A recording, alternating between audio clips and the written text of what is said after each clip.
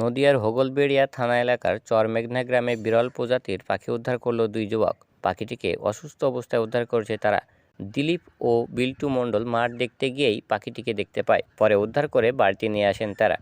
অসুস্থ পাখিটিকে উদ্ধার করে বন দপ্তরের হস্তক্ষেপের আবেদন জানিয়েছে ওই দুই যুবক। বিশ্বজিৎ রায়, টিপে বাংলা, করিমপুর। সকালবেলায় 8টা সাড়ে 8টার দিকে আমাদের এখানে মেঘনা শিব মন্দির থেকে যে রাস্তা 121 নম্বর গেটে যাচ্ছে, এই রাস্তার মাঝখানে ঠিক এই কাঁঠাল বাগানের মধ্যে পাওয়া গেছে একটা আশ্চর্য ধরনের পাখি, যে পাখিকে এর আগে আমরা কোনোদিন দেখিনি।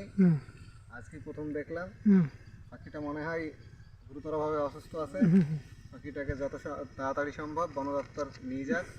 আমরা দিলীপ আর বিল্টু মণ্ডল দুজনে এসে মাঠ দেখতে এসে পাখিটাকে পাই, পাখিটাকে নিয়ে বাড়িতে নিয়ে গিয়ে রাখে।